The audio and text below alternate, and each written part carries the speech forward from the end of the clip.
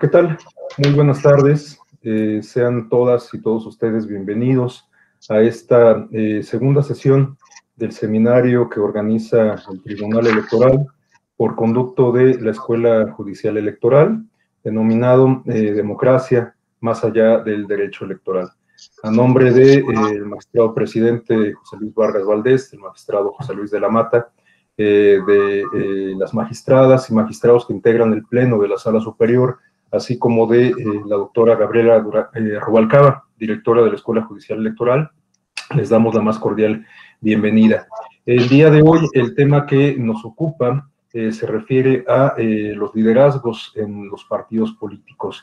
Sin duda es un tema que viene, o más bien dicho, liderazgos y partidos políticos, que es un tema que viene muy a tono en el contexto que estamos viviendo, inmersos en un proceso electoral en marcha, que ha sido calificado como el proceso electoral de mayor calado en la historia contemporánea de nuestro país por el número de puestos de elección popular que están en disputa.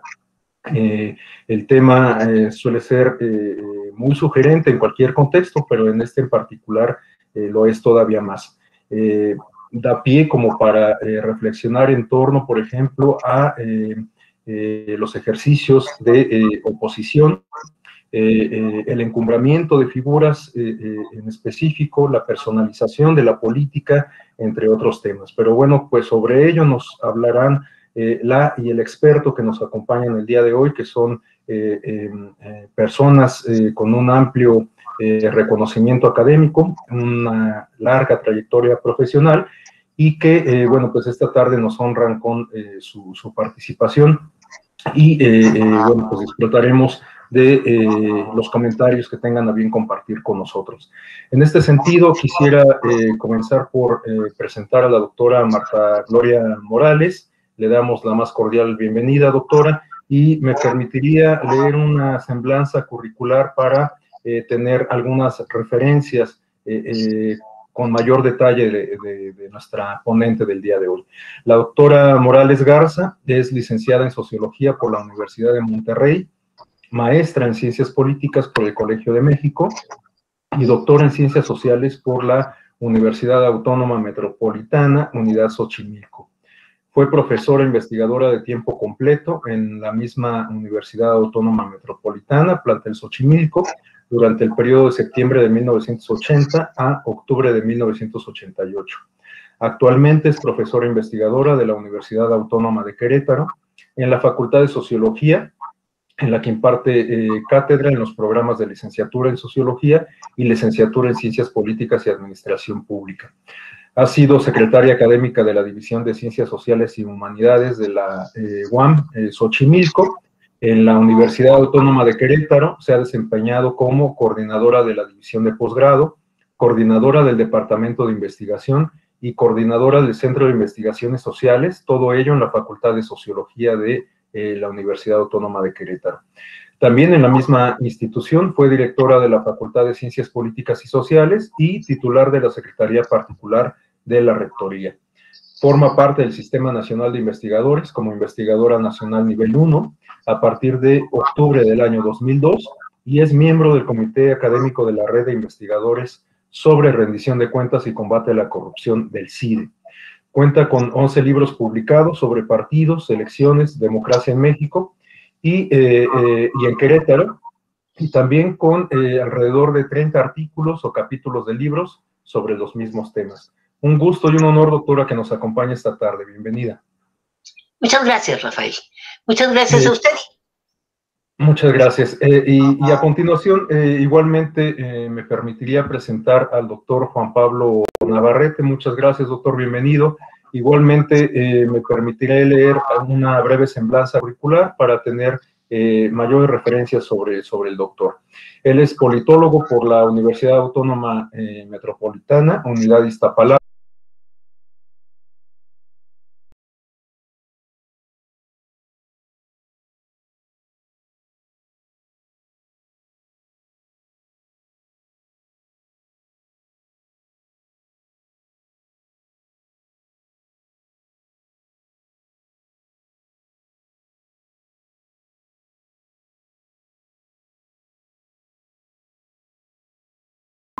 2018, publicado en 2019 por el Instituto Electoral del Estado de México. Ha escrito más de 40 trabajos entre artículos y capítulos de libros. Pues muy bien, muy bienvenido igualmente, doctor. Muchas gracias. Muchas gracias. Bueno, pues para darles la palabra a nuestros destacados ponentes, únicamente me permitiría recordarles a los asistentes que nos hagan favor de mantener sus micrófonos apagados, sus cámaras encendidas, y que si desean plantear alguna inquietud, algún comentario, alguna consulta a nuestros ponentes, pues lo pueden hacer a través de la caja de comentarios de este webinar, o bien también hacemos la invitación para quienes nos siguen en redes sociales para que nos planteen sus preguntas.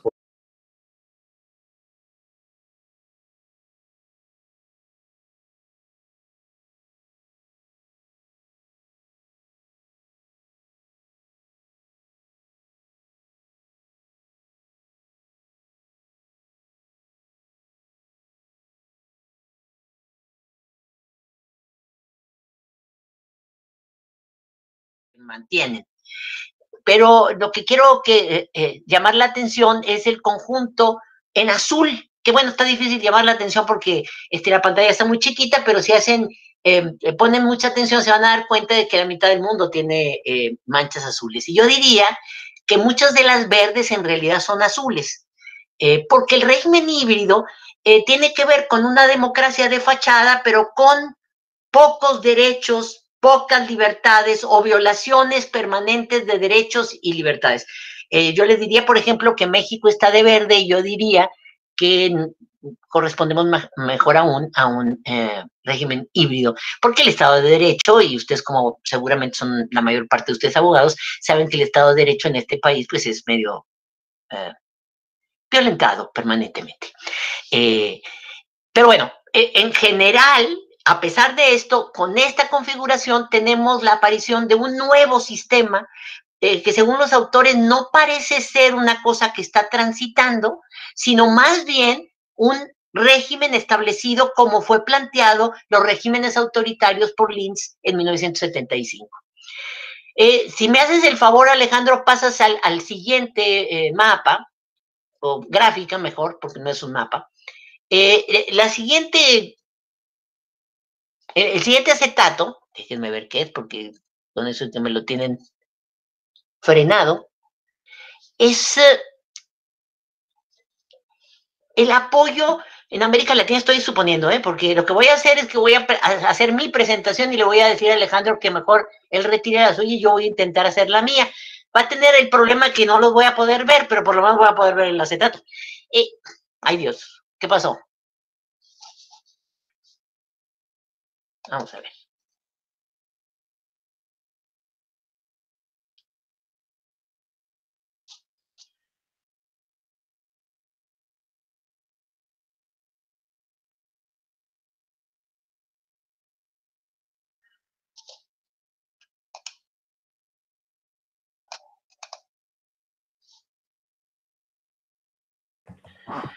Ya se ve la presentación, doctora, la está presentando Alejandro.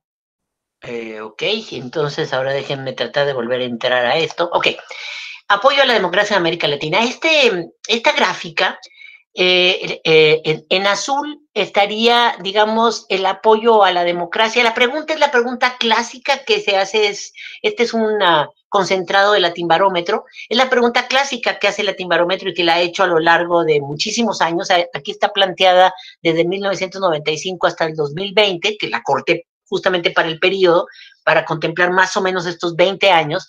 Y como ven, la marca azul es aquellos que contestan que en cualquier circunstancia prefieren un régimen democrático a otro, de otro tipo. El rojo, el color rojo es el que prefieren los regímenes autoritarios. El verde es el indiferente. Vimos me da lo mismo, fíjense cómo ha crecido. ¿Me regresas, por favor, a la siguiente? Fíjense cómo tenemos en algunos casos donde me da lo mismo, llega hasta 54%. Es decir, estamos hablando de un problema muy grave en términos del menosprecio de la democracia por parte de los ciudadanos, que tiene sus causas y que son importantes. O sea, no podemos simplemente decir este fenómeno está pasando, sino más bien qué pasa con la democracia. Por eso me atreví a iniciar la charla diciendo que si la democracia está en crisis. No soy la única que se hace esa pregunta y quienes incluso han contestado de manera afirmativa. ¿Podemos, Alejandro, pasar a la siguiente, por favor?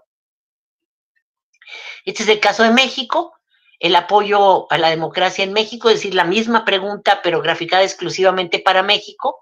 Pasamos de ligeramente abajo del 50 a ligeramente abajo del 40. Es decir, en 10 años de elecciones relativamente en paz, relativamente legítimas, etcétera, y no ha dejado de decrecer el apoyo a la democracia. ¿Qué pasa? ¿Por qué? Incluso, como reacción a esto que pasa, y este acetato lo voy a dejar exclusivamente para dar al rato entrada a Juan Pablo. ¿Me avanzas, por favor, Alejandro? Algunos piensan que los gobiernos populistas recientes, últimos 20 años, o mucho más recientes, como sería el caso de Trump, están asociados justamente a ese desesperanza, a esa desilusión de los ciudadanos, a esa falta de apoyo a la democracia, básicamente porque no ha habido resultados. Pudiéramos, o sea, la idea de estos acetatos es simplemente calentar motores y decirles que tenemos un problema enfrente, que la democracia no está en su mejor momento y que después de mucho luchar por tener elecciones limpias en este país, en el 2000 hubo la primera elección, pues se podría pensar más o menos limpia porque gana la oposición después de un régimen de más de 70 años con el mismo partido, y sin embargo a partir del 2000 la caída del apoyo a la democracia es sistemático, o sea, cada vez es más. ¿Qué pasa? ¿Qué se esperaba de la democracia que no ha llegado? ¿Cuál es el concepto de democracia que está detrás de la percepción de los ciudadanos? Más allá de discutir cuál es el perfecto concepto de democracia, quizás lo importante podría ser determinar cuál es el concepto de democracia que tiene la gente, porque está perdiendo apoyo. En fin, ahora a partir de esto voy a la parte de reflexión un poco más teórica. ¿Qué le ha pasado a la democracia? Bueno, la siguiente, por favor, Alejandro. Es decir, la democracia, a diferencia de lo que algunos creen, la democracia, aunque la idea, déjenme decir, la idea de la democracia surge con el movimiento de la Revolución Francesa, también, y sobre todo después de principio del siglo, después de la Revolución rusa y que se convirtió en la Unión Soviética después, la democracia en los países occidentales, después de la experiencia francesa de la Revolución, años antes, bastantes años antes, y con la presión de la construcción del socialismo en la mitad del mundo en aquel momento, se ve obligado, a diferencia de los que opinan que la democracia va asociada al capitalismo, yo diría que no estoy de acuerdo con esa idea. El capitalismo se vio obligado a optar por un modelo democrático que le permitiera un poco convertirse en una vía diferente, pero para la satisfacción de las necesidades de los trabajadores. En el momento en que la democracia se vuelve lo que hoy se denomina democracia liberal o representativa, yo diría liberal y representativa porque son dos cosas diferentes, de alguna forma esa democracia nace dejando lo popular de fuera, de un lado, por el pavor de la Revolución Francesa y la época del termidor, y en realidad lo que nace es una época de democracia mediada por los partidos, que es lo que tradicionalmente denominamos democracia representativa. Y sobre todo después de la década de los 80s o de la década de los 80s para acá, esta democracia adquiere además un tinte liberal que va a ser muy marcado y que tiene características muy similares en todo el mundo, no nada más en América Latina, pero que en algunos países se vuelve más crítico. Van a ver ustedes por qué. Esta democracia se asienta y genera los... digamos, llena las expectativas de la élite porque de alguna manera contiene los movimientos populares, movimientos prosocialistas, digamos, que dominaron en Europa, en la Europa occidental, pues, digamos, toda la primera década y la segunda década del siglo de 1900, o sea, hasta 1900, la derrota más fuerte de los movimientos de izquierda en Europa fue Italia y Alemania, que fue a finales de la década de los 20. Terminado eso, la democracia aparentemente que se asienta y ciertamente empieza a generar, sobre todo en esos países, lo que luego va a ser denominado como el estado de bienestar, que tiene que ver básicamente en lo que a mí respecta para el asunto de la democracia, aunque estoy haciendo una definición muy maniquea, un importante crecimiento del bienestar y de la calidad de vida de los trabajadores y por lo tanto, que es lo más importante para este tema, de los electores. Y en esa medida la democracia va satisfaciendo las necesidades de los electores y a pesar de que los partidos eran buenos o regulares, los representaban más o menos, la verdad es que los logros económicos permitían pensar en Occidente que la democracia significaba un avance. A partir de 1975, ¿me puedes pasar a la siguiente acetato, Alejandro, por favor? A partir de 1975, y la fecha es muy especial porque en ese momento Robert McNamara, director en ese momento del Banco Mundial, manda a hacer lo que se llamó y se publicó así como el informe de la Comisión Trilateral, que era un informe sobre, digamos, los atorones en el crecimiento económico del mundo. Para ellos el mundo era Occidente, por supuesto, no quede la menor duda, y tenía tres grandes autores, Crozier, Huntington y Watanabe, como representando a los países grandes, a la élite de los países más importantes en esa época. Y el resultado de esta comisión trilateral se publicó en 1975 con la visión esta de Europa, Estados Unidos y Japón, y la conclusión a la que llegó es que los límites del crecimiento económico se debían básicamente a un exceso de democracia. Esto va a ser importantísimo. No es casual que, es decir, expresa el problema de crecimiento que ya tenía el capitalismo mundial y particularmente los países grandes, porque si no, este informe no tendría sentido, pero además, curiosamente, coincide con el arribo prácticamente de manera inmediata de la Thatcher en 1979 y de Ronald Reagan en los Estados Unidos en el 81, para ir empezando a sentar las bases de lo que se llamó la política neoliberal. Que uno diría, maestra, pero ¿qué tiene que ver esto con la democracia? Muy importante. Porque en el momento en que se frena el desarrollo y en los niveles de vida de la clase, de los electores, olvídese de la clase trabajadora, se empieza a frenar, incluso a frenar primero y luego a deteriorar, empieza la democracia a hacer agua. No porque la democracia dependa del crecimiento económico, sino por las expectativas que la democracia tiene. Lo más interesante del informe de la Comisión Trilateral es justamente que vincula la democracia con el rendimiento económico. Es decir, si los gobiernos no son capaces de satisfacer las demandas de los electores, la democracia cae. Para decirlo de manera más simple. A finales de la década de los 90, Peter Mayle, que es un politólogo ya muerto, escocés, brillante en mi opinión, escribe un libro sobre los partidos políticos y bueno, también sobre los partidos políticos hay así como una colección de bibliotecas, pero este texto va a ser muy importante porque llama la atención sobre los límites de la democracia representativa. Lo que dice Peter Mayle es, los partidos políticos hasta ahora habían cumplido una función de mediación entre la sociedad y el Estado para demandarle al Estado X, ¿no? Mejores condiciones de vida, etcétera, y habían funcionado en ese sentido. Pero a partir de ahora los partidos, dice Peter Mayle, se han convertido en lo que él denominó partidos cártel. Y con cártel a lo que se refiere es a una especie de asociación entre todos los partidos y el gobierno para estar de este lado y la sociedad se quedó sin representación. Ya no tiene interlocutor. Los partidos para mantenerse en el poder se han convertido del lado del gobierno y han dejado de representar a los intereses de la ciudadanía.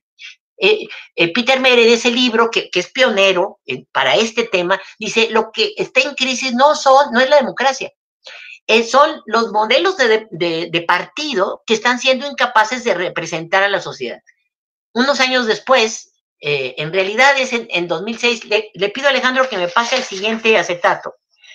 En 2006 publica, un poco antes de morir, él muere en 2010, un artículo que es sensacional, que luego recupera su editor, ya con él ya no estaba vivo, en un libro que se llama La democracia vacía, de 2015, un extraordinario trabajo también muy reflexivo, muy corto, mucho menos profundo que el libro el de los partidos, pero donde él dice, esta crisis de representación de los partidos más el modelo liberal impulsado desde Thatcher y Ronald Reagan han ido vaciando a la democracia y además los partidos ya no representan el electorado. Esta doble crisis va a hacer que la democracia se hunda, justamente es lo que está pasando. Se hunde básicamente por dos sentidos. Desde mi perspectiva, y digamos recuperando tanto las afirmaciones de Meir como de Nunes, en el sentido de que los electores eligen gobernantes que o no los representan, es decir, sus propuestas no se convierten en políticas públicas, o bien ni siquiera los representan, ni parcialmente ni totalmente. Y empiezan los electores o a alejarse de las urnas o a tomar decisiones como las que vamos a ver un poco más adelante, que yo me tengo que callar, que tiene que ver con el gobierno, el triunfo en las elecciones de candidatos que vienen de fuera del sistema de partidos, outsiders, nuevos partidos, liderazgos carismáticos o gobiernos populistas, como cada quien lo quiera decir. Lo que está pasando o lo que ha venido pasando está asociado básicamente a esta crisis que tiene que ver con que los partidos no representan a los electores, y de repente llegan candidatos que parecen refrescar el lenguaje y se vuelven atractivos, o simplemente los electores se van distanciando y distanciando y distanciando y aparece el gobierno como algo absolutamente separado de la vida política. Y lo que empieza a suceder es que los movimientos sociales de protesta tumban gobiernos o los ponen en entredicho. Vean, toda América Latina está retacada, es decir, ya no son los partidos los interlocutores como lo fueron durante el auge de la democracia liberal, sino que los movimientos sociales se desbordan por otra vía. Bueno, voy a dejar aquí para darle entrada a Juan Pablo, luego a partir de las preguntas que ustedes hagan o de las cosas que me faltaron, porque por supuesto que me faltaron mitad, vuelvo a retomar, pero quiero darle la palabra a Juan Pablo porque creo que este es el momento que tiene que ver justamente con la entrada y la importancia de los liderazgos políticos, que es donde Juan Pablo es experto. Muchas gracias, doctora. Pues justamente estamos sobre el límite de los 20 minutos y, pues bueno, a continuación le cedería la palabra al doctor Navarrete. Sin duda, bueno, pues usted ya ha abierto varios frentes para la discusión, que seguramente pues se verán aderezados con la intervención del doctor Navarrete. Hay varios conceptos que ya se pusieron sobre la mesa, lo que tiene que ver con los nuevos caudillismos, ¿no?, que dan pauta al populismo, la crisis de representación tan en boga hoy en los circuitos de discusión académica, esta añoranza del welfare state que pareciera también alimentar este bajo aprecio por la democracia, de acuerdo a los estudios que dan cuenta de ello, como Latinobarómetro, o en el caso mexicano, pues las ENCUP, que de hecho ya no se hacen las encuestas de cultura política, no, o el informe País que presentó el INE hace apenas algunos años. En fin, varios aspectos para la discusión, pero pues volveremos sobre ellos pues justamente a partir de el complemento y la exposición que tenga bien compartirnos el doctor Navarrete. Doctor, por favor, si es tan amable. Muchas gracias. Alejandro, si me ayudas con la presentación y si la puedes poner en pantalla completa para que los que nos están viendo la puedan ver más grande. Entonces, si te regresas a la primera, por favor. Ahí. Bueno, muchísimas gracias. Voy a poner el tiempo aquí para no tardarme mucho. Primero quisiera agradecer a la Escuela Judicial Electoral por la invitación, a Alejandro, a Alonso Vázquez, que fueron el medio y el vínculo para esta tan generosa invitación. Un placer compartir la mesa virtual con la doctora Marta Gloria y con todos ustedes. Espero que sea una presentación interesante. Bueno, liderazgos partidistas es un tema que he estado desarrollando en los últimos años, el tema de los liderazgos, sobre todo porque, si pasamos a la siguiente, por favor. Esto nos lleva a preguntarnos si el liderazgo importa, y desde luego es una pregunta que tenemos que responder que sí, sí importa. ¿Por qué es importante el liderazgo? Porque permite y tiene la capacidad de negociación. Un partido puede quedar fuera o puede quedar dentro de las coaliciones legislativas, de las coaliciones electorales, del procesamiento de acuerdos como el Pacto por México en el 2012, a partir de la experiencia de los liderazgos.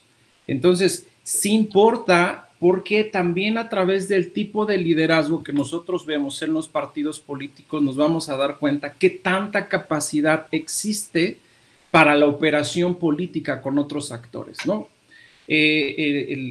Una organización política como un partido, pues evidentemente debe y es evaluada por los éxitos electorales o por los fracasos en las urnas.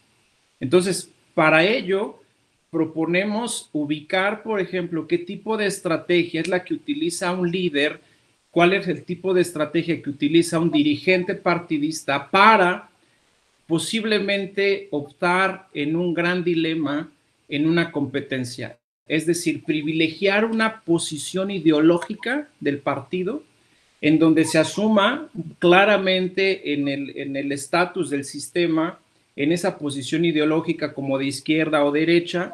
Eso sería privilegiar una posición ideológica, irse hacia algún extremo, o bien la postura de un líder pragmático que busca sobre todo las victorias electorales y la rentabilidad, algo que vamos a denominar el pragmatismo.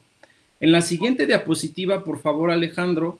Entonces, la siguiente pregunta es, ¿el liderazgo es uniforme? No. Aquí es donde nosotros encontramos algunas de las primeras problemáticas metodológicas a las que yo me enfrenté, porque cuando yo estaba investigando esto desde hace ya más o menos 15 años que he estado trabajando el tema de los liderazgos, yo quería estudiar a un partido como el PRD en los liderazgos carismáticos de Cárdenas y de López Obrador. Pero la literatura existente sobre los liderazgos, sobre los populismos, sobre los caudillos, casi siempre me llevaba a una literatura que hablaba acerca de líderes carismáticos en términos no democráticos, en términos rupturistas, en términos revolucionarios o que quieren destrozar el status quo. Pero el liderazgo que yo veía para el caso mexicano era un liderazgo diferente. Era un liderazgo que apelaba a participar en canales democráticos, como lo hizo Cárdenas durante 3 elecciones presidenciales, 88, 94 y 2000, y las 2 elecciones en las que compitió López Obrador perdiendo 2006 y 2012, y que nuevamente ese liderazgo carismático apuesta por las instituciones y finalmente gana en 2018. Entonces, desde hace 15 años, a mí me surgió el interés, bueno, ¿cómo explicamos este tipo de liderazgo en un sistema político como el mexicano, en canales democráticos? Y yo no encontré categorías que me permitieran explicar eso en el interior de los partidos, así que yo construí mi propia tipología. Lo que les voy a presentar es una construcción metodológica propia que ha sido de gran utilidad para algunos textos, libros y artículos que yo he publicado, porque entonces tenemos a un líder que tiene carisma, que arrastra masas, que conecta con el pueblo, que tiene un discurso bien elaborado, pero, ojo, que compite en elecciones competitivas. Pero cuando el líder es el que mueve casi todo el aparato, además del carisma, es un líder carismático dominante. Cuando ese líder va perdiendo fuerza, porque lo que ustedes van a encontrar en la literatura sobre el carisma es que el líder y el carisma se va perdiendo a través del tiempo, es que surgen otro tipo de líderes y entonces tenemos un líder carismático moderado. Empiezan a surgir otro tipo de líderes que no tienen esa capacidad de carisma, pero que sí empiezan a tomar decisiones importantes en la organización. Y finalmente, esta es la que me ha permitido explicar sobre todo el liderazgo de López Obrador en la elección reciente 2018, es un liderazgo carismático, integrador, pragmático, tan abierto, tan flexible que Manuel Bartlett cabe en el gabinete, ¿no? Aquel artífice coloquial de la caída del sistema de 1998 tiene cabida en la 4T, gracias a un liderazgo carismático integrador, pragmático, que suma personajes de otro tipo de partidos. Pero ahora, ¿cuáles son las variables? Si me pasan la siguiente, por favor. La presentación se la pueden pedir a Alejandro sin ningún problema. Si la quieren en extenso, la pueden ustedes conseguir. Pero aquí está la operacionalización de esa tipología. Por un lado, del lado izquierdo tenemos las 3 categorías y tenemos 5 variables que van a permitir identificar cómo varía el liderazgo con carisma en un partido en términos democráticos. Y entonces, por ejemplo, aquí ustedes pueden ver que va desde el enfrentamiento constante con el gobierno hasta la apertura y la negociación en el caso de la integración.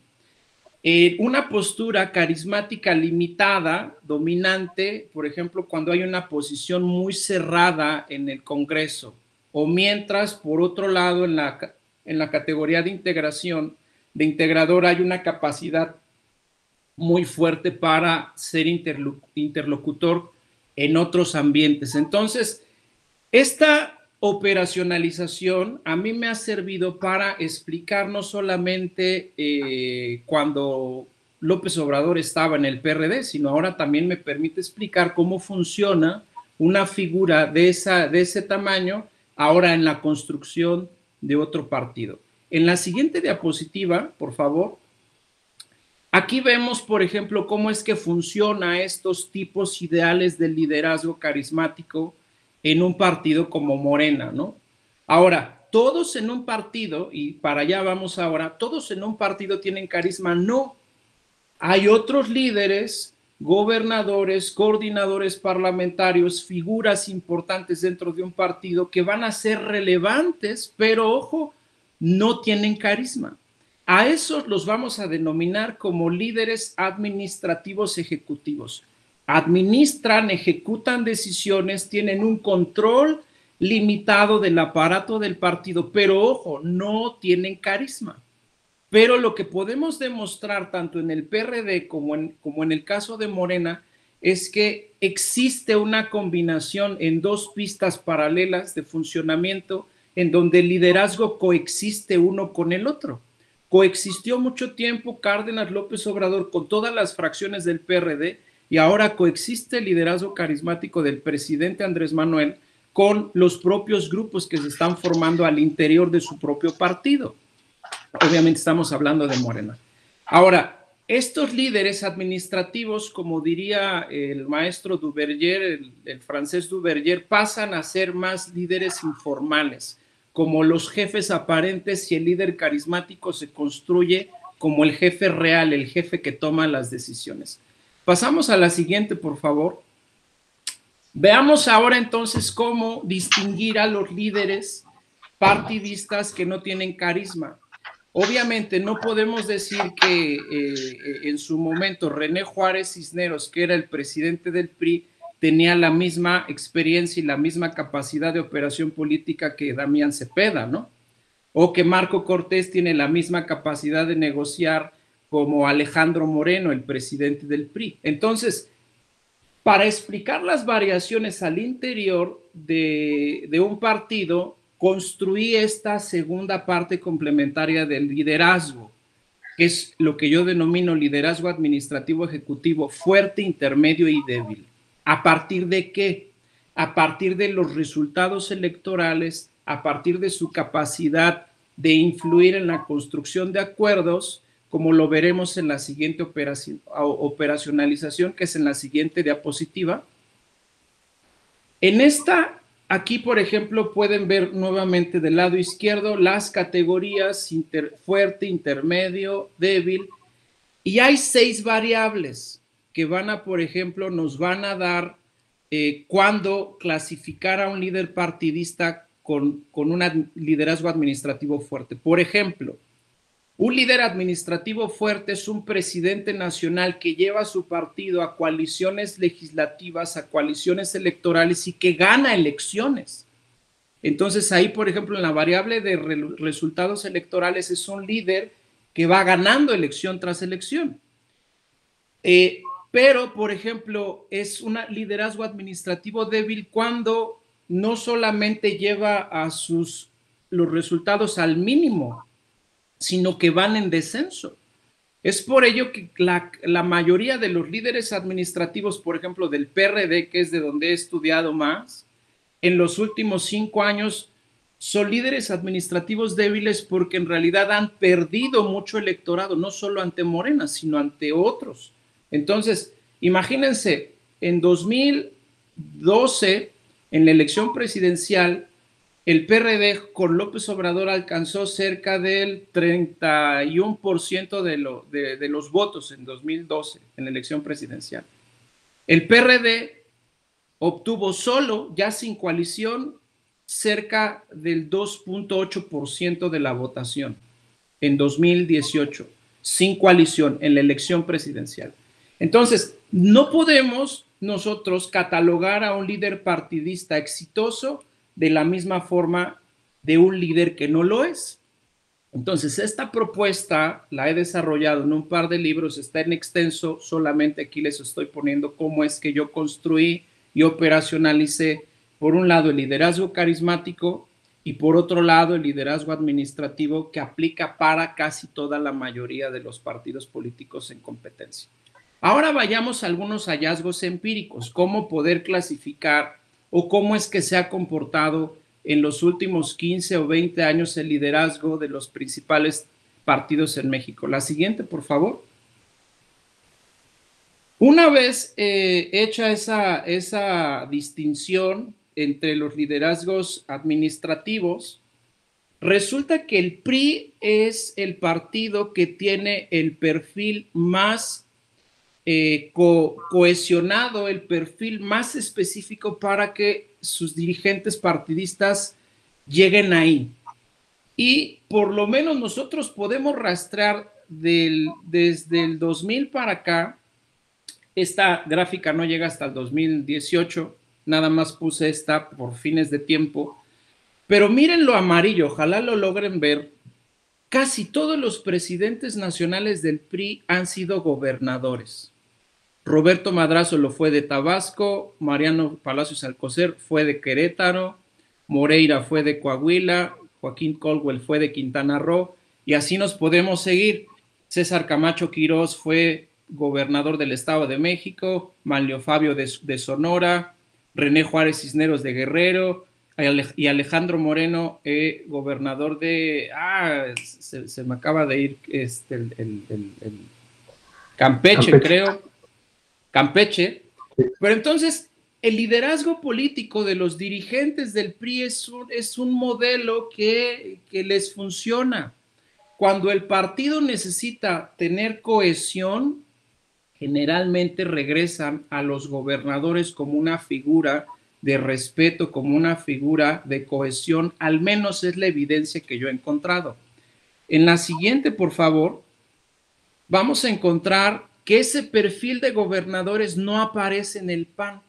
Ahora, no significa que en el PAN no ha habido gobernadores. El asunto es que los gobernadores como que no es un recurso, no es una posición que detenten o que quieran ocupar. Aquí nosotros vemos, por ejemplo, del 2005 al 2015, que la experiencia y la trayectoria que más sobresalen los dirigentes políticos del PAN es una trayectoria legislativa, como senadores o como diputados. No es igual que la experiencia que tienen, por ejemplo, los presidentes del PRI. Si ustedes se dan cuenta ahí en las tablitas que he estado presentando, no solamente está la experiencia, sino del lado derecho en la última columna está el tipo de liderazgo con el que yo he clasificado a esos líderes a partir de las variables que yo ya había explicado antes. Estoy por terminar. La siguiente diapositiva es para el caso del PRD.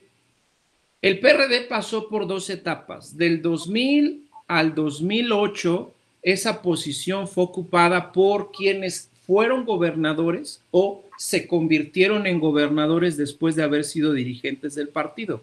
Me estoy refiriendo a Amalia García, que llegó a ser gobernadora. Me estoy refiriendo a Leonel Godoy, que fue gobernador de Michoacán. Me estoy refiriendo a Leonel Cota Montaño, que llegó a ser gobernador de Baja California. Pero con la llegada de los chuchos de Nueva Izquierda, a partir del 2008 hasta la fecha, el perfil político de los dirigentes del PRD ha sido casi parecido como el caso del PAN. En su mayoría, posiciones legislativas, aunque los últimos 2 presidentes del PRD, que fue Manuel Granados y Ángel Ávila, carecían incluso de una trayectoria legislativa, tenían más posiciones organizativas, de asesoría al interior del propio partido, pero no tenían siquiera la capacidad de tener una trayectoria legislativa. Entonces, en suma, como vamos viendo, estimados todos, el liderazgo político en una democracia como la mexicana, en el sistema político mexicano, parece ser igual, pero no es igual. Y necesitamos de categorías analíticas que nos permitan diferenciar entre los partidos que se asumen como de izquierda o los que se asumen de derecha, porque no son iguales. En la que sigue, por favor, ya estoy, esta es mi última diapositiva, estoy en tiempo, es el cuadrito para los presidentes actuales de los 4 principales partidos en este momento. Si se dan cuenta, no hay ningún líder partidista que tenga carisma, todos los clasifico como un liderazgo administrativo, y no hay, en este momento, el único que podríamos clasificar como fuerte a partir de los resultados de las elecciones del año pasado, pues sería el PRI, porque el PRI fue el partido que ganó las elecciones locales y subnacionales en Coahuila y en Hidalgo. De ahí los demás han tenido resultados no muy buenos en 2020, pero vamos a tener que actualizar la tablita para 2021, cuando después del 6 de junio tengamos los resultados de las elecciones de este año, las más grandes, como se les ha denominado. Y entonces, esa es la utilidad que yo encuentro en la propuesta que les estoy haciendo. Espero que haya preguntas, que haya muchas inquietudes sobre lo que les acabo de presentar. Y en la última, por favor, hacemos como un pequeño resumen en la siguiente diapositiva. Reflexión final. Sí, los liderazgos importan, sí importan, pero cada liderazgo en los partidos tiene patrones muy distintos y la evidencia empírica por lo menos nos permite ver que los principales patrones de liderazgo en los partidos mexicanos en los últimos 15 años no ha cambiado. Es decir, encontramos pequeños lapsos de cambio, pero no a tal grado que nos permita establecer que el liderazgo y sus patrones cambian de manera permanente. El único liderazgo carismático que tenemos en el país es el liderazgo del presidente. Sigue siendo un personaje que arrastra masas, que tiene un discurso aceptado por un sector de la sociedad, pero también rechazado por otro, ¿no? Y en general, los liderazgos partidistas en este momento, 2021, con los datos y la evidencia que tenemos, pues nos permite establecer que tenemos un liderazgo administrativo ejecutivo desde mi propia propuesta.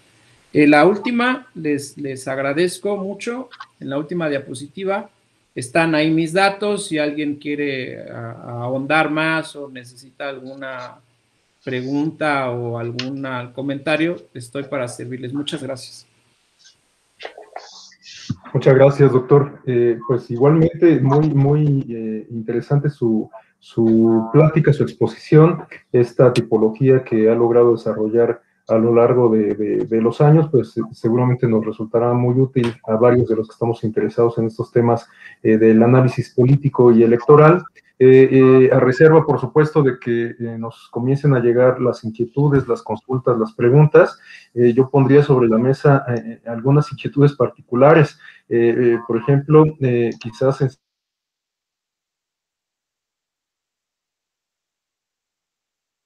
afiliación partidista.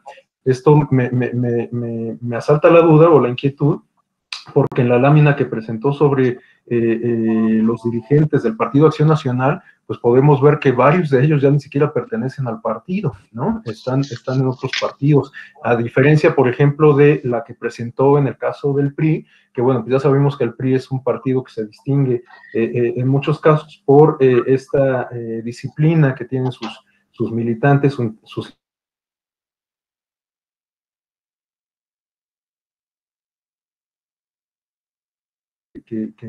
que abordar, o bueno, yo en lo particular se lo pongo sobre la mesa, se refiere a la renovación de los liderazgos, a la renovación generacional, digamos, ¿no?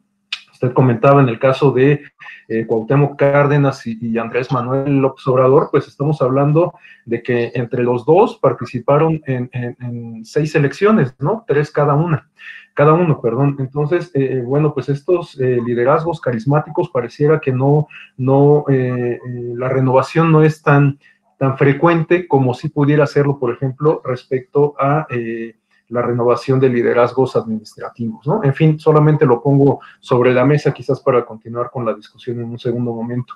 Y bueno, pues conforme al esquema que se acordó desde el inicio, le cedería ahora el uso de la voz a la doctora Gloria Morales nuevamente, quizás para que concluya su exposición o si lo prefiere, pues también retomar algo de lo que se ha expuesto ya. Adelante, doctora, por favor. Gracias, Rafael. Yo quisiera recuperar parte de lo que ha planteado Juan Pablo sobre los liderazgos y introducirlo en la discusión del rumbo de las democracias.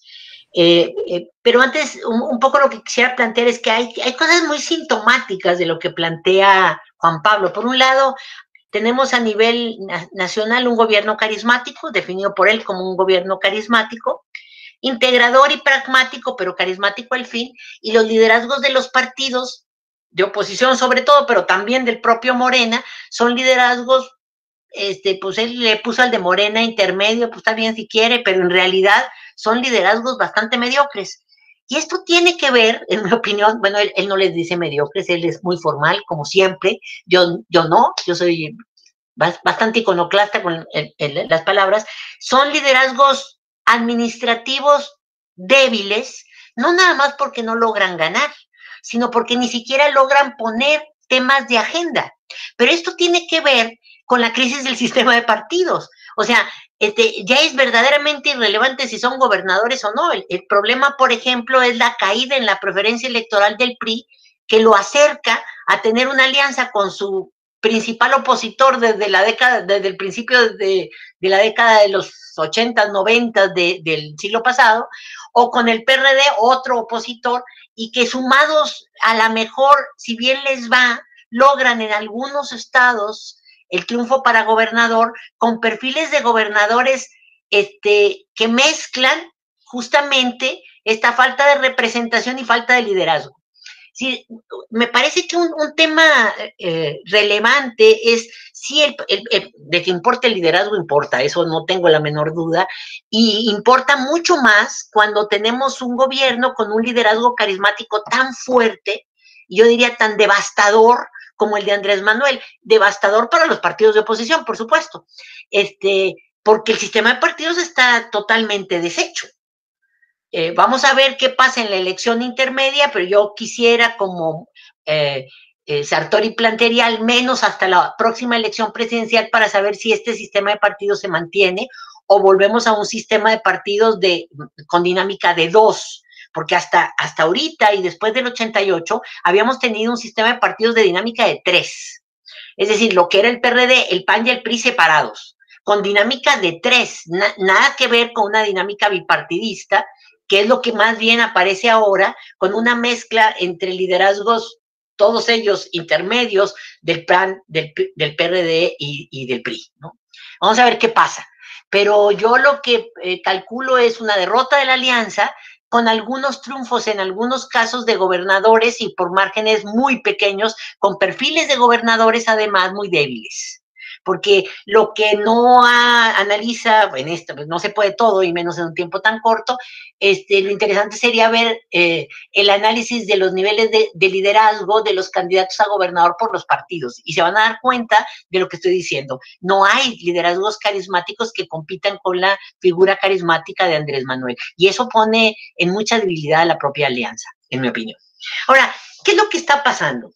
Yo les decía que la democracia la podemos definir como democracia liberal y representativa. La parte del concepto representativo es muy claro. No hay una interlocución directa, sino a través de los partidos que nos representan. Bueno, supuestamente. Digo, supuestamente nos representan. Pero está el otro componente del liberal que tiene que ver con una tensión, una propensión, mejor dicho, de los gobiernos, después de los gobiernos de la Thatcher y de Reagan, toditos, o sea, no es coincidencia, es una línea de generar organismos autónomos paralelos a la acción de gobierno, que uno podría pensar que tienen la gran ventaja de permitir un contrapeso institucional a los gobiernos, y suena muy bien y suena muy típico de la democracia liberal, pero en realidad lo que constituyen sobre todo ciertos organismos autónomos, no todos, no son lo mismo, por decir, el INE, que es importantísima su autonomía, porque si no, pues nunca habría elecciones justas, a la Comisión, por ejemplo, de Telecomunicaciones o la Comisión de Energía. ¿Por qué? Porque lo que sucede es que le sacan al gobierno facultades que le permiten reorientar modelos de desarrollo. Entonces, los ciudadanos no se sienten representados por los partidos, ya habíamos explicado más o menos por qué, además de liderazgos bastante moderados, y por el otro lado, tampoco logran elegir a personas que de veras cambien o gobiernen en el sentido de sus preferencias, porque los gobiernos están profundamente acotados. Uno diría, por ejemplo, porque así nos lo vendieron y nos convenció, que la autonomía del Banco de México tenía fundamentalmente la intención de impedir que el gobierno generara dinero, porque se decía que la inflación y los gobiernos como el de Echeverría habían puesto la fabriquita del dinero a producir y que por eso era importante el Banco de México. Sí, también, esa es una de sus facultades, pero también es importante porque toda la política monetaria la controla el Banco de México, es decir, eso ya no se toca desde la perspectiva de los gobiernos electos. Entonces, ¿para qué sirve votar? Para elegir un gobierno que no puede definir un cambio en el rumbo de la política económica. Estamos amolados. Entonces, los partidos no representan y los gobiernos no pueden cambiar el rumbo del desarrollo, pues entonces, ¿qué sucede? Y entonces, a nivel mundial, lo que se está viendo, y esto lo tomo de un texto que les recomiendo, es un texto muy interesante, muy de derecha, por cierto, con el cual no comparto, la mitad de mis ideas no están compartidas, que es el texto de Yasca Monk, que está citado en la presentación y que, por supuesto, pueden Alejandro, compartirla con quien la quiera. Este cuate lo que plantea es que hay dos posibilidades. Yo agrego tres. Yo agrego una tercera. Él dice, o tenemos gobierno, él dice que la democracia liberal representativa se está pervirtiendo y que se está convirtiendo en regímenes que son liberales pero no democráticos porque no tienen derechos, o en regímenes iliberales, democracias iliberales, y yo le agregaría, o regímenes en crisis del sistema de partidos y el auge de movimientos extrapartidarios. Es decir, cuando la sociedad ya no encuentra canales institucionales para demandar lo que quiera, lo que sea, pensemos Chile, por ejemplo, se desborda el sistema político chileno, que por cierto era hasta antes de ahora la democracia más estable de América Latina y más antigua de América Latina, se desborda por un movimiento de los estudiantes para pedir una reforma en la educación universitaria.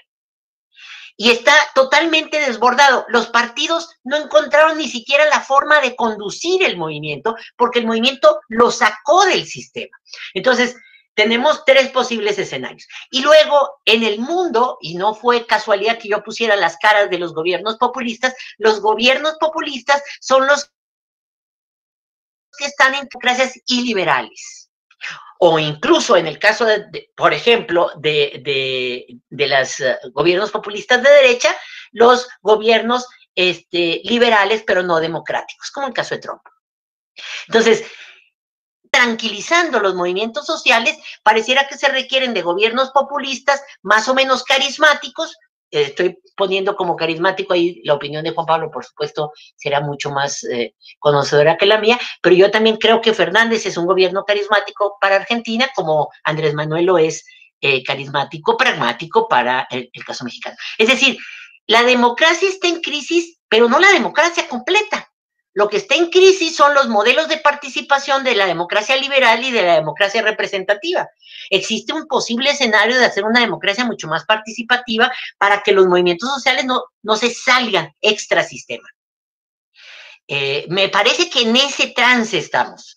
Y me parece que aquí el papel de los liderazgos para conducir al sistema hacia un sistema mucho más participativo,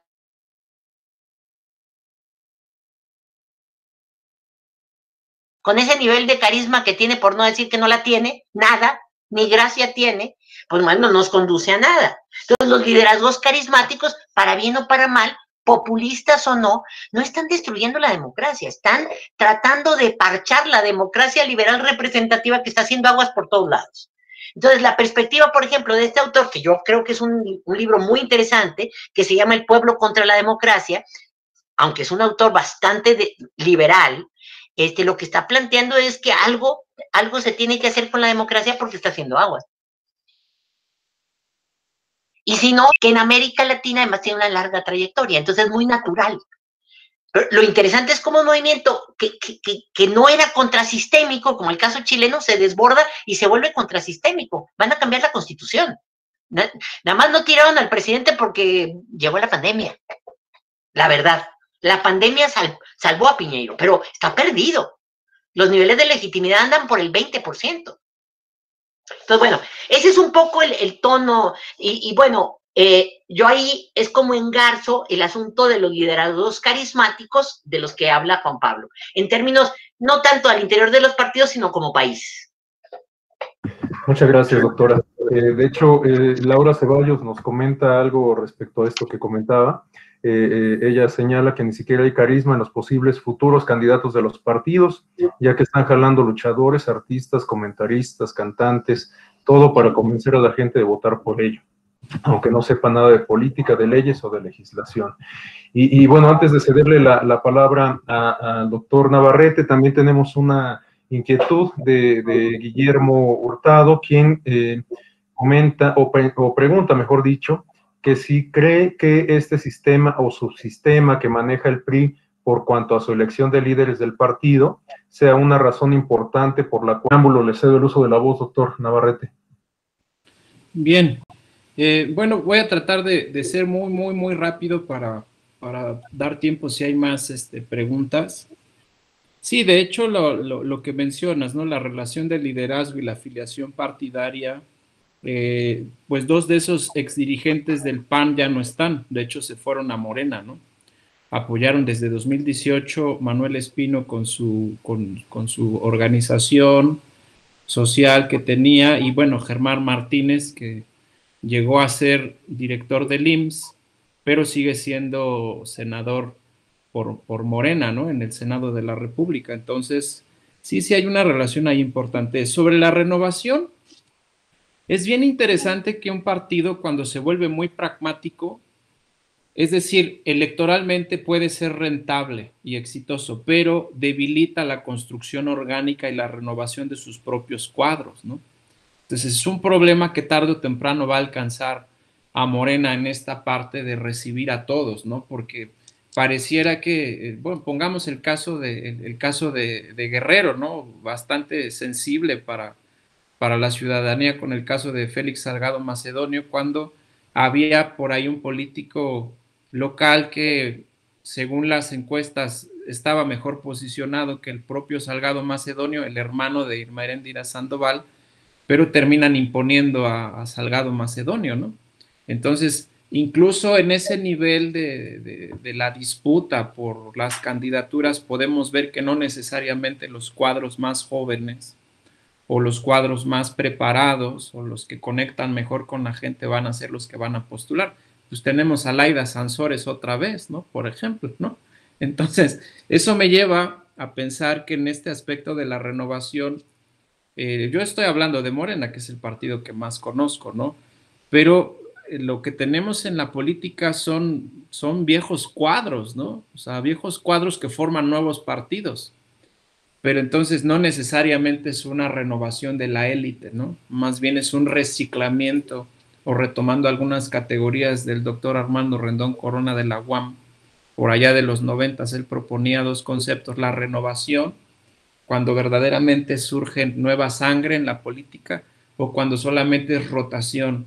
Vienen de diferentes espacios, se están reciclando, se están rotando, pero siguen siendo parte de la misma élite. Sobre el liderazgo carismático de lo que menciona Marta, coincido completamente, aunque vamos a decir, con todo el carisma que pueda tener AMLO a veces actúa más al centro y a veces él se asume como un político de izquierda, pero a veces actúa con parámetros bastante conservadores, ¿no? Por ejemplo, ¿qué esperamos de un presidente de izquierda? Pues no esperamos el ahorro y la austeridad completa, ¿no? La obsesión por la austeridad. Dice, esa es una gran preocupación de los gobiernos neoliberales, ¿no? O la deuda que otros países en América Latina y en Europa implementaron para sacar al país, a la nación del COVID, ¿no? Prácticamente no hubo un rescate de nada, ¿no? En el caso mexicano. Y eso obviamente también a veces evidencia que si bien no quiere cometer los excesos del estado de bienestar de los 60s y de los 70s, que es subsidiar y rescatar a todo mundo, pero pareciera que en algunos momentos se va hasta el otro extremo, ¿no? No rescatar a prácticamente nadie, ¿no? Veremos si eso le cobran factura a los electores en un par de meses, aunque tiene otro sector importante, ¿no? Digámoslo así. No uso tanto las categorías tan abiertas como Marta, ¿no? Pero bueno, pongámosle clientelismo electoral, porque eso es, ¿no? Las becas a los jóvenes, la vacunación en plena pandemia, pues bueno, eso es clientelismo electoral. No utilizar, bueno, podemos utilizar como lo propone Marta, lo de los liderazgos mediocres, pero honestamente creo que nadie nos publicaría, nadie aceptaría un texto, ningún dictaminador serio creo que nos pudiera aprobar una categoría como esa, es por eso la parte analítica, ¿no?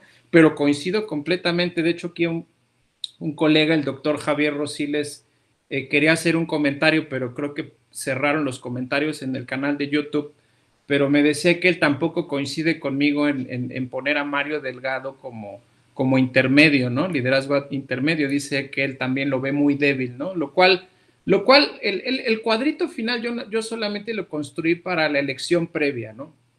Porque no es algo que he desarrollado en estos últimos años, ¿no? He trabajado la tipología, pero no he hecho el ejercicio exactamente para el año anterior o lo voy a hacer para futuros trabajos en este año, pero coincido completamente, ¿no? Que son liderazgos mediocres o que son liderazgos muy débiles o que no alcanzan, ¿no? Como lo diría mi colega el doctor Javier Rosiles. Sobre lo del PRI, pues, ¿qué hace un partido como el PRI? Pues tiene que regresar a lo que conoce, ¿no? Y a lo que conoce, pues lo vemos en los spots para Guillermo que preguntó, y lo vemos constantemente ya en los spots del PRI, ¿no? Con el PRI no escaseaban las medicinas, con el PRI no había apagones, el PRI construyó el IMSS, el PRI construyó carreteras, el PRI sí sabe gobernar, ¿no? Pero a lo mejor es un discurso que puede conectar con nosotros, ¿no? Quienes tenemos 30, 40 años, que sabemos quién fue el PRI constructor de este país, pero no creo que conecte mucho con las nuevas generaciones, porque no conocen, lo único que conocen del PRI es lo de Peña Nieto, ¿no? Y sabemos cómo terminó ese sexenio. Lo dejaría ahí para ver si hay más preguntas. Sí, doctor, muchas gracias. De hecho, sí tenemos dos intervenciones más que quizás nos darían para una última ronda de intervenciones de parte de ustedes. Nos comenta Omar Reséndiz, un segundo. Omar Reséndiz dice, bajo el tenor de la exposición del doctor Juan Pablo, ¿considera que Morena podría terminar como el PRD? ¿Y qué tan fuerte será el liderazgo de AMLO para que Morena pueda seguir con triunfos electorales en el 21 y el 24? Y también Alberto Isaac Carral menciona que la evidencia parece indicar que los partidos políticos con fuertes liderazgos carismáticos tienden a experimentar las crisis internas más severas y los resultados electorales más deplorables ante la ausencia del caudillo. En la elección presidencial del 2018, Jaime Rodríguez Calderón obtuvo más votos que el PRD. Y David Vázquez, comenta que también sería necesario renovar a las figuras políticas, que los millennials comiencen a entrar, pues vemos a todos ellos muy mal, pero no del estilo de Anaya o Samuel García. Bueno, sobre estas inquietudes, yo también agregaría algo para escuchar su opinión, doctor. ¿Dónde quedan estos ejercicios de participación ciudadana directa, ¿no? En este contexto que ustedes están describiendo de crisis de los partidos, crisis de representación. ¿Dónde queda, por ejemplo, la figura de los candidatos independientes, de las consultas, los referendos? En particular, la experiencia mexicana demuestra que los liderazgos, o mejor dicho, la figura de los candidatos o candidatas independientes ha sido útil, sobre todo en las elecciones locales, a partir de liderazgos precisamente en ese terreno, pero en la medida en que el cargo de representación se va haciendo más amplio, por ejemplo, para el caso del presidente de la República, pues no pareciera tener el mismo éxito, como que se va diluyendo precisamente, ¿no? Entonces, bueno, pues están sobre la mesa esos comentarios, doctor, para una última intervención de cada uno, si son tan amables. Adelante, doctora. Mire, yo creo que uno de los posibles cambios para sacar adelante la crisis de la democracia representativa es justamente incorporar elementos de democracia directa. O sea, ciertamente no se puede gobernar un país de ningún tamaño, pero menos del tamaño de México y menos con un electorado tan heterogéneo a través de democracia directa para todo. Sin embargo, me parece que la participación de candidatos independientes y la posibilidad de los referéndums, consultas, etcétera, pueden ser mecanismos útiles. Lo que pasa es que la forma en que fueron aprobados fueron de alguna manera neutralizados. Voy a hablar nada más de dos cosas, de todo el tema de los plebiscitos y de las candidaturas independientes. En principio me parece que puede ser un canal para revitalizar la democracia, hacerla más participativa. Pero el problema es que para ser candidato independiente, un candidato independiente tiene que cumplir los requisitos más que los requisitos de un partido. Por lo tanto, lo vuelven prácticamente imposible. La razón por la cual Margarita Zavala, con todo el poder que tenía dentro del PAN y luego fuera del PAN por ser la esposa del expresidente, de irse a la formación de un partido, es porque no pudo obtener ni siquiera el registro para ser candidato independiente. Y estamos hablando de una figura pública. Cualquier ciudadano común no llega ni ahí. Como lo vimos con el resto de los candidatos independientes, los únicos que medianamente progresaron fueron el Bronco, que era gobernador, y Margarita Zavala, medio progresó, porque al final tampoco, que era la esposa de un expresidente de un recién expresidente. Entonces, hay que revisar los requisitos. Lo que pasa es que las restricciones las pusieron los partidos en el momento en que las legislaron los partidos en la Cámara de Diputados. Sí, los requisitos son terribles, terribles. O sea, si lo comparamos, por ejemplo, con la legislación que existe sobre candidaturas independientes en Chile, donde prácticamente uno levanta la mano y se registra y tan, registrarse en México es una tragedia. Entonces les da por inventar partidos. Por eso tenemos esta suerte de erupción de partidos políticos que se llaman todos parecidos y ninguno sirve para nada. Bueno, otra vez, Juan Pablo encontrará las palabras adecuadas para decir que sirven para algo, pero en realidad no sirven para nada. Y sucede lo mismo con la regulación del plebiscito.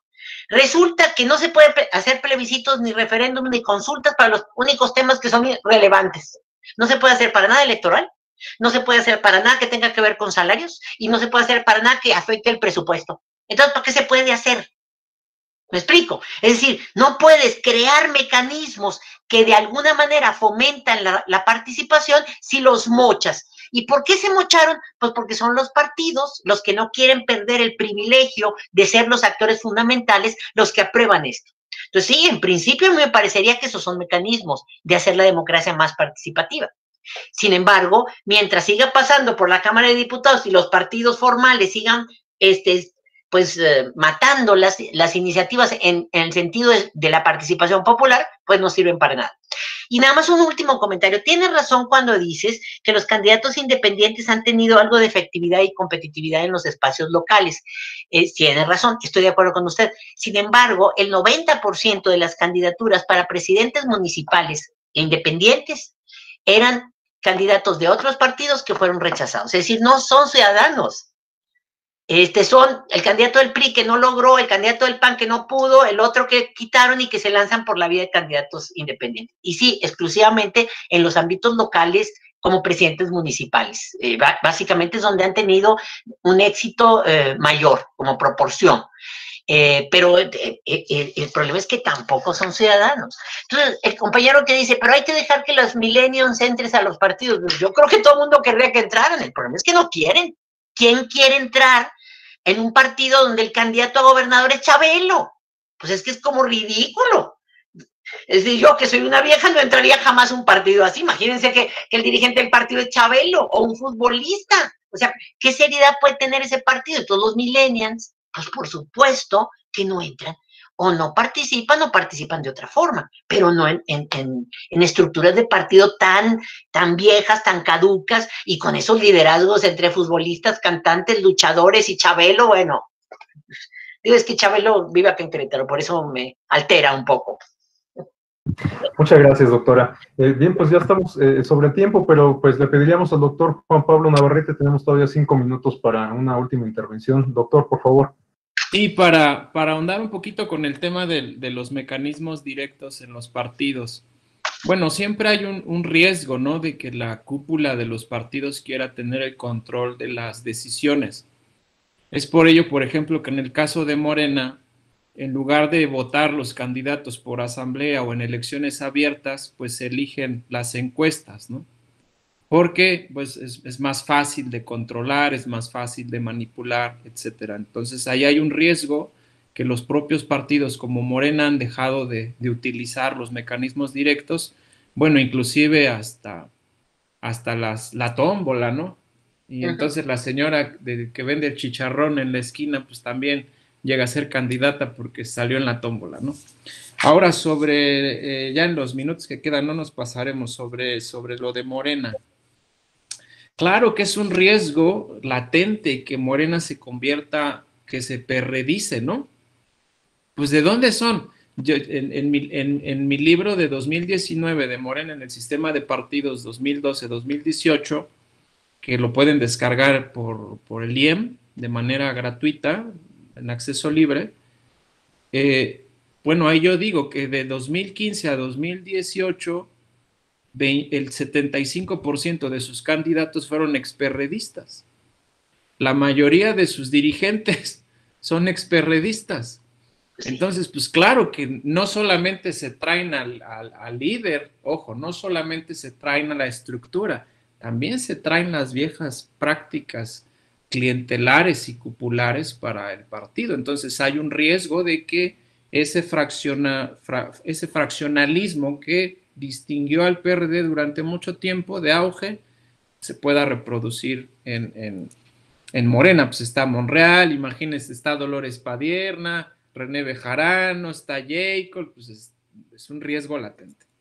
Sobre qué pasará en un escenario post-21 o post-24, ya sin el caudillo, yo prefiero no utilizar la palabra caudillo, por eso les expliqué que para fines de no verme en problemas metodológicos, construí mi propia categoría para el liderazgo carismático democrático. Ahora, evidentemente, López Obrador lucha en sus decisiones en ser dominante, ¿no? Domina todo, ¿no? Pero yo sí veo, y esto me lo han criticado un par de colegas en varios congresos y varios eventos virtuales, el doctor Oniel Díaz, el doctor Fernando Barrientos, incluso otros colegas, de que soy muy optimista en el escenario post-AMLO, ¿no?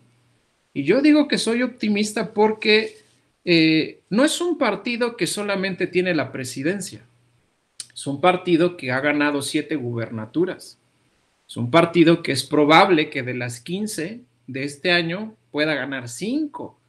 Entonces, 7 más 5, o sea, estamos hablando de un partido que puede tener 1/3 de los gobiernos estatales. Entonces, yo más bien veo un escenario del desarrollo y auge de líderes administrativos ejecutivos en Morena que puedan tomar la batuta del partido. Obviamente va a haber un bajón por la figura que no está AMLO, pero yo creo que Morena es mucho más que AMLO, ¿no? En la medida, ojo, en la medida de que el partido logre desarrollar líderes intermedios que empiecen a ocupar un espacio que ahora tiene el presidente, porque el presidente ha dicho que él se va a ir a su rancho, ¿no? Cuando termine allá a Tabasco, no digo el nombre. Algunas figuras importantes que nacieron con el propio Morena tomen y cobren relevancia, entonces podría tener éxito en el mediano plazo, a lo mejor no como el principal partido, pero sí como un partido muy competitivo. Lo dejaré ahí, quedando un minuto para las 6:30. Muchas gracias, doctor. Muchas gracias a ambos, doctora Morales, doctor Navarrete. Yo creo que los asistentes, las asistentes a este seminario no compartirán conmigo la opinión de que ha sido una discusión sumamente rica, muy ilustrativa, que ha cumplido con su propósito de pensar la democracia más allá del derecho electoral y que pues da la pauta, abre el camino para que el Tribunal Electoral siga consolidando este compromiso con la multidisciplinariedad y continúe organizando este tipo de eventos con la participación de profesionistas con distintos perfiles que enriquezcan la práctica judicial. Les agradecemos mucho a nombre de las y los magistrados de la Sala Superior, a nombre de la directora de la Escuela Judicial Electoral, del propio, por supuesto, y les pediría a las y los asistentes que sean tan amables de abrir su micrófono para brindarles un aplauso a la distancia. Muchas gracias.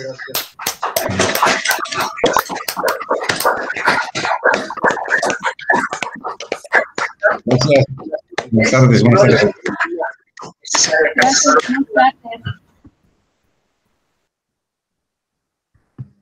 Muchas gracias a todos.